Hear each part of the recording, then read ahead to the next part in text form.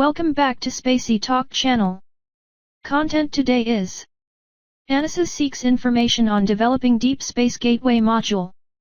Washington NASA is taking the next small step in the development of a proposed Deep Space Gateway in cislunar space by requesting information about one of its core modules.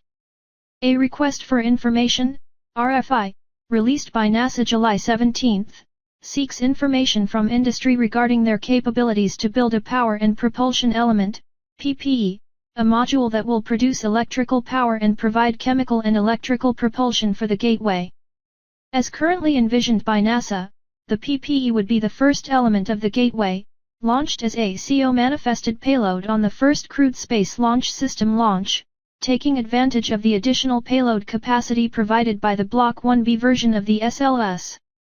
The PPE would go into what is known as a near-rectilinear halo orbit around the Moon within 100 days of launch. The RFI describes the basic capabilities and requirements of the PPE as envisioned by NASA. The module would have a 15-year lifetime and be equipped with a solar electric propulsion system that uses xenon propellant, as well as chemical thrusters that use hydrazine. The module would weigh no more than 7,500 kilograms in order to be a CO-manifested SLS payload, including a tank carrying 2,000 kilograms of xenon. The PPE will produce electrical power, being able to transfer up to 24 kilowatts to other modules later added to the gateway. It will also support communications in several bands, as well as an optical communications demonstration payload. In the RFI, NASA asks potential respondents their ability to produce the PPE, including a conceptual schedule, rough order of magnitude engineering cost estimate, and recommended contract vehicle for it. NASA expects to have the PPE delivered to the Kennedy Space Center for integration onto the SLS in December 2021, which would support a launch of the Exploration Mission 2 flight now expected for some time in 2022.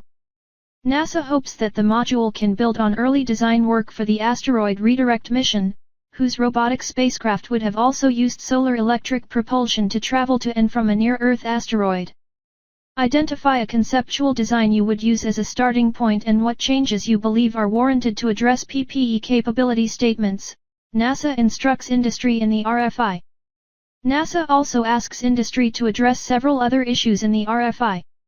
These range from the potential use of green propulsion alternatives for the hydrazine thrusters on the spacecraft and the use of a commercial spacecraft bus for the module to discussion of potential cost-sharing approaches for its development. Through the RFI, we hope to better understand industry's current state-of-the-art and potential future capabilities for deep space power and propulsion, said Michelle Gates, director of the PPE effort at NASA headquarters, in an agency statement. Gates formerly was director of the Asteroid Redirect Mission Program. The agency is moving quickly with the RFI. Released July 17, NASA seeks responses by the end of the day July 28. The agency will conduct a question and answer session online about the RFI July 24.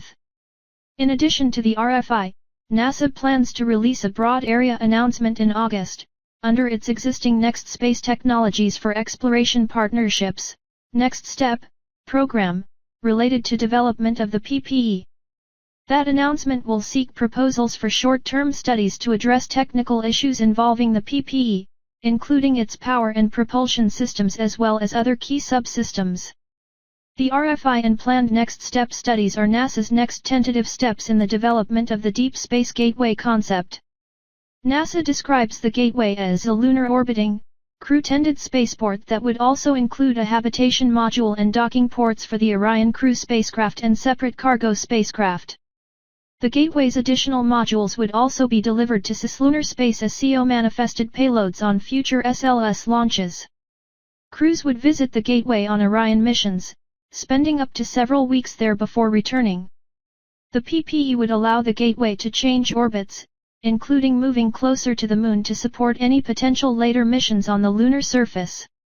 NASA also foresees using the gateway to support the Deep Space Transport, a future spacecraft that would carry crews into deep space in preparation for Mars missions NASA seeks to fly in the 2030s. The gateway and the transport, though, are currently only concepts and not formal NASA programs.